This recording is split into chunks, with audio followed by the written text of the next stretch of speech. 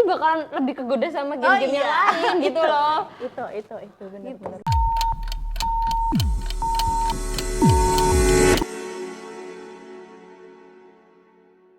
Halo semuanya, kembali lagi bersama aku Aidila Olivia Putristanti, seorang mahasiswa semester 3 Akademika Universitas Negeri Pacitan jurusan Tata Laksana Studio Produksi. Nah, hari ini kita lagi bersama dengan seorang mahasiswa yang sangat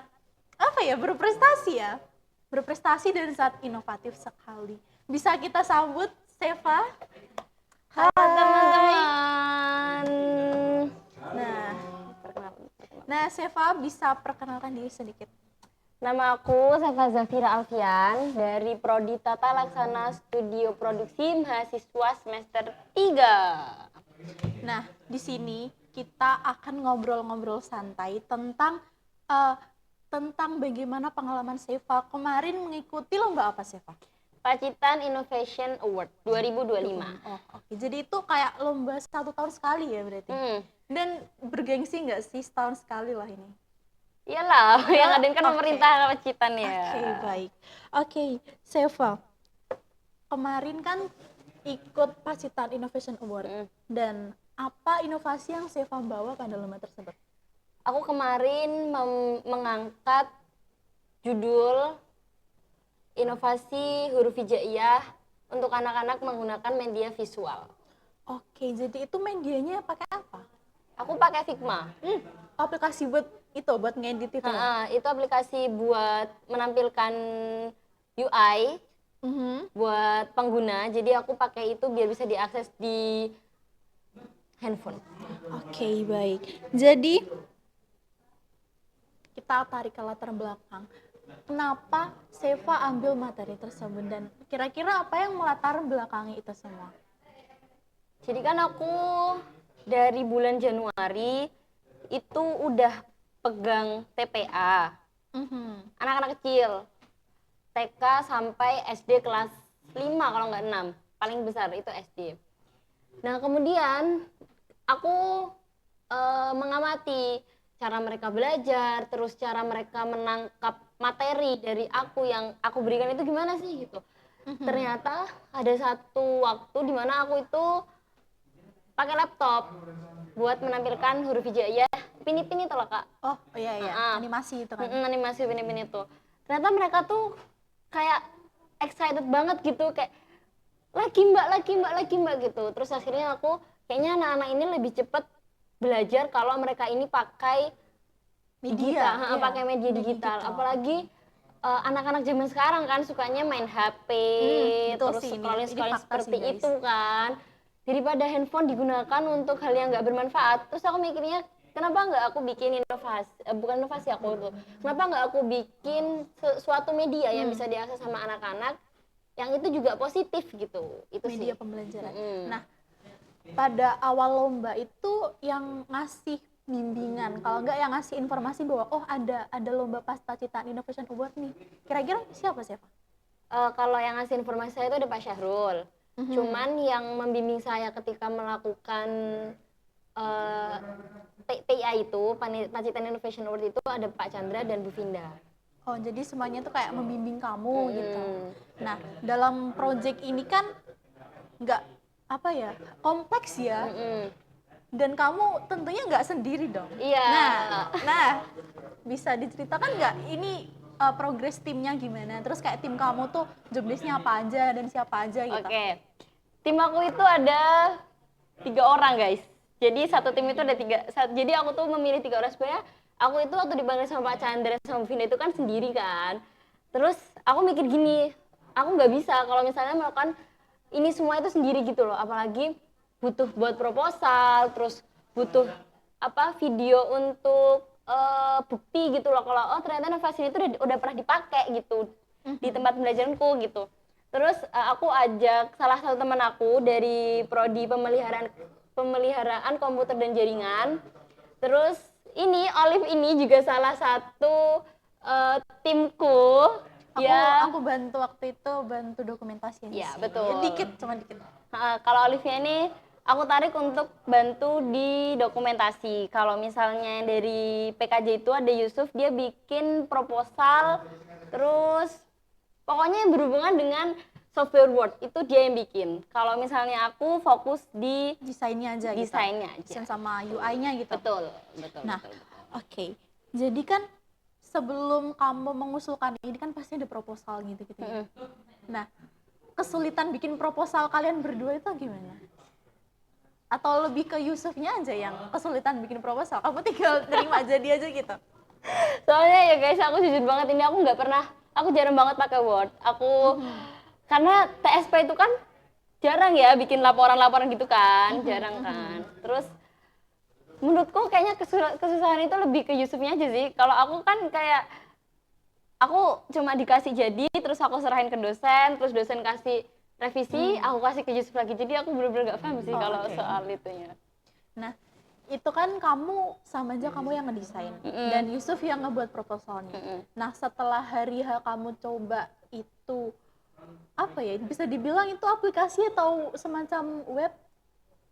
Sebenarnya mau dijadiin aplikasi, cuma karena kemarin belum bisa masuk ke 3 besar, jadi berhenti aja di desain UI gitu. Oke. Dan kalau untuk kekurangannya sendiri siapa? Kekurangannya kemarin menurut kamu, kalau kamu bisa kembali ke waktu itu, apa yang akan kamu lakukan? Banyak banget. Pertama kekurangannya, aku tuh sedikit menyesali karena aku pakai Figma di situ. Karena kan aku kan kemarin sempat ngulik dari cutting-cutting ya yang udah paham tentang Figma ini. Aku tanyain gimana caranya masukin audio ke dalam Figma, terus gimana cara masukin video-video ke dalam Figma. Ternyata mereka juga kurang tahu gitu. Setelah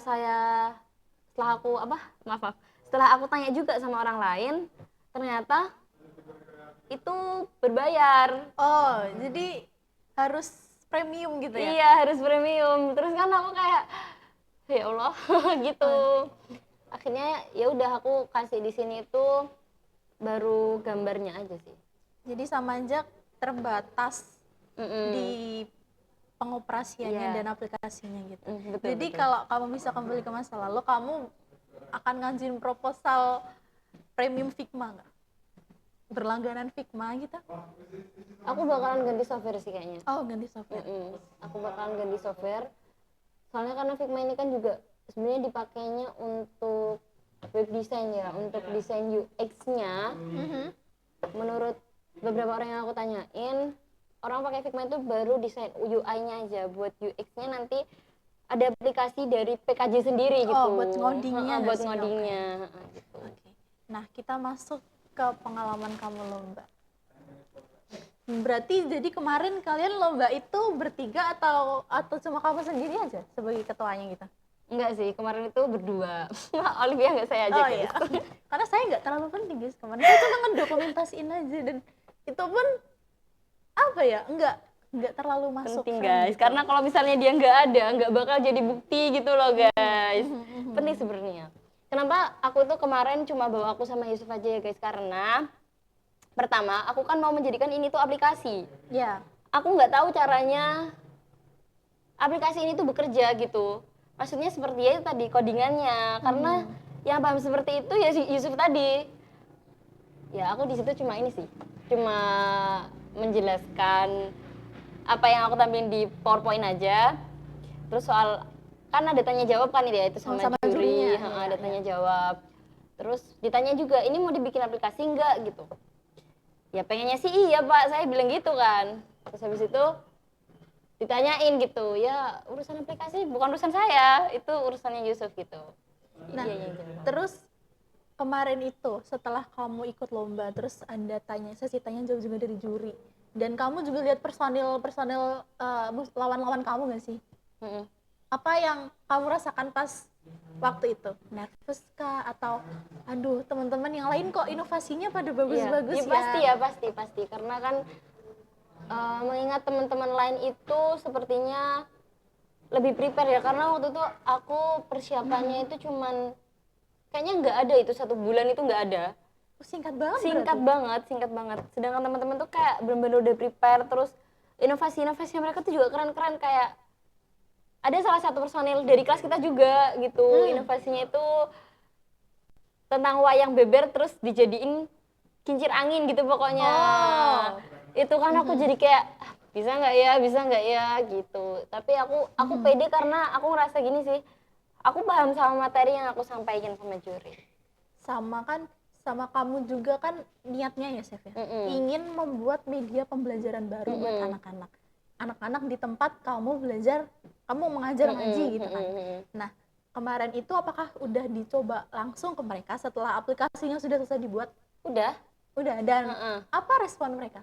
Kayak, Mbak ini kok gini, ataukah Mbak aku suka sekali, aku sekarang sudah bisa membaca huruf hijaiyah gitu. Apa ya? Mereka tuh excited banget gitu loh karena anak kecil ya sukanya warna-warni, terus habis itu sukanya main pencet-pencet di gadget gitu kan. Ya mereka kayak excited banget waktu aku tawarin, ada yang mau coba nggak gitu, karena kan waktu itu aku baru pakai satu HP ya, satu HP ku aja, terus aku bilang ada yang mau coba nggak gitu, mereka langsung kayak mbak aku Excited kayak gitu. ya.